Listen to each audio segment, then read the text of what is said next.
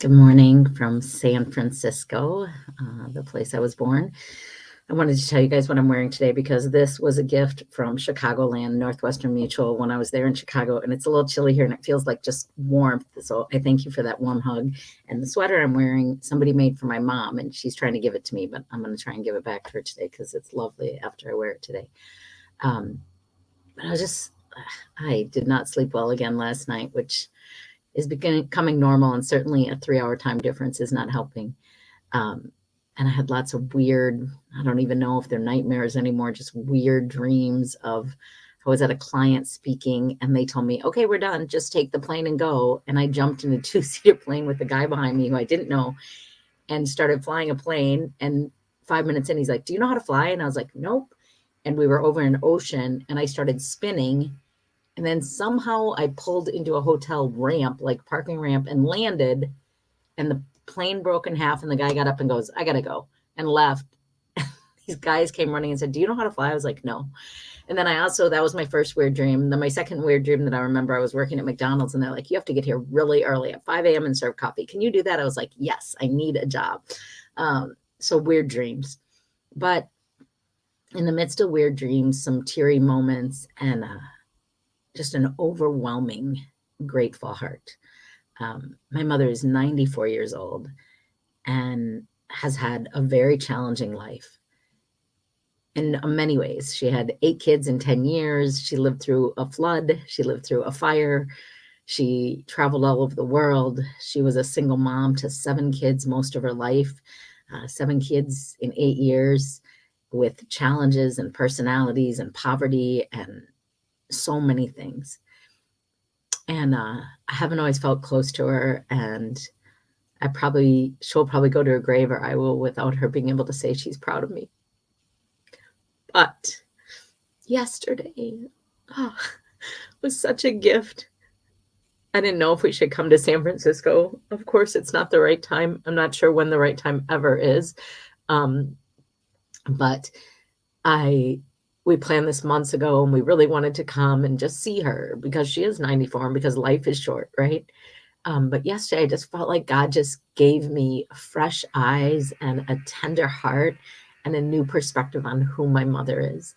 That this 94-year-old woman has never had anyone take care of her, has never had anyone nurture her or love on her. And a few different things happened yesterday, but there were 3 opportunities for me to be kind and generous to her. And in one of the moments, she was so happy. She was like a little kid, and she just was like, thank you. And she lit up, and it made me sad for her in that she's walked through this life, this very, very challenging life, alone with an unsupportive and abusive husband for a number of years, but mostly alone, doing it all on her own, driving herself in labor to the hospital, going through labor alone, having a baby and going home and taking care of more kids the best she could. And I just was filled with gratitude for like my husband and my children, and how blessed I am, how enormously blessed I am that I have a partner to walk through the highs and lows of life. And in the midst of this challenge, that we took time to come and be with my mom. And I love that song, Live Like You're Dying. And I feel like it plays through my head once a week since the first time I heard it. And I think, what am I doing this week to live like I'm dying, to live fully, to love fully? And this morning in my prayer time, I was thinking, we think about, what do I get? What am I getting out of life? Or what do I have? Or what am I grateful for? And I think maybe, at least I believe for me, that's the wrong question. The question isn't, what am I grateful for? The question isn't, what do I have? Though it's good to count your blessings and good to be grateful. The question is, what did I give? This life for me is not about what I get. It's not about all that I have, though I wish so much I had a home right now. But it's really about, what did I give?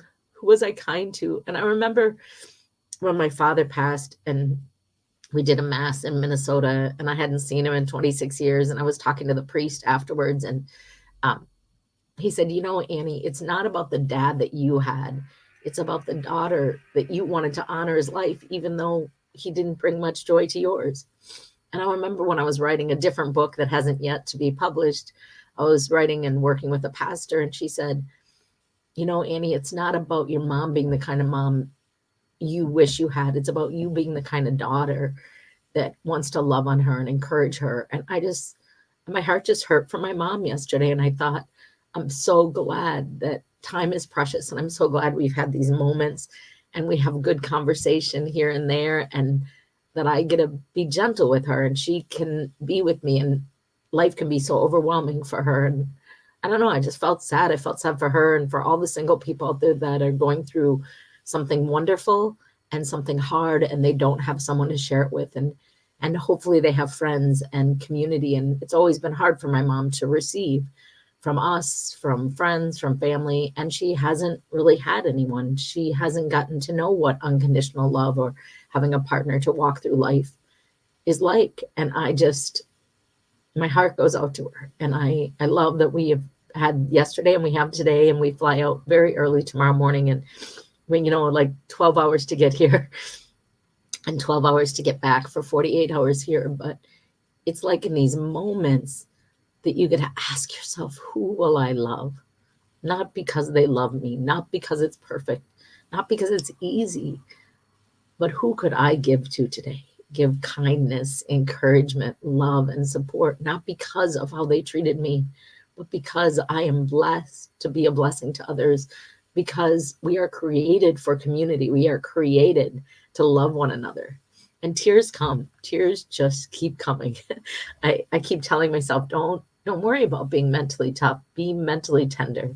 This is a challenging time in life, and I am grateful for each moment and for every moment. I'm grateful to have this been shook, to have the awareness, to not take moments for granted, to so appreciate Greg and what he has brought to my life and to my family, and the gift of not just a partner, but a partner who really holds you up and you get a hold up.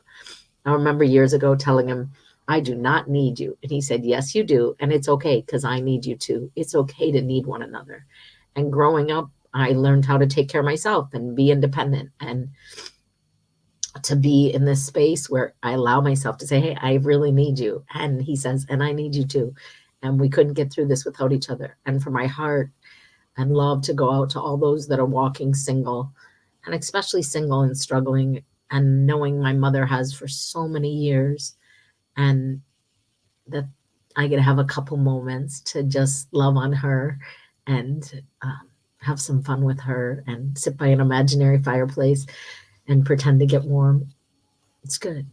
I'm grateful for that. And I'm grateful for a compassionate and empathetic heart. I'm grateful for fresh eyes and a new perspective on not just what was lacking growing up, but how hard it was for her and how she did the best she could.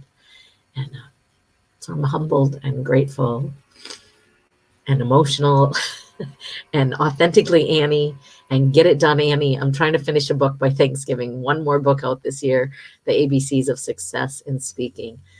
We'll see. I have people helping me, and that is so much help right now. It's hard to think. It's hard to make decisions about what to eat or what to wear. Luckily, I don't have many clothes, and people are giving me clothes, and I'm grateful for that. I did buy pants yesterday, black leggings, because we heard yesterday we will be lucky to get back in our home by February 1st. We're hoping to make an appointment October 30th or 29th to go get a few more things. So anyway, God bless you. Thank you for those of you that still listen to me day after day as I journey through this chapter of my life. God bless. I hope you count your blessings, but more than anything, I hope you go out and love someone today. Just love them unconditionally, no matter what you get, no matter what they've done, no matter what their story, just love them. Thank you, and God bless.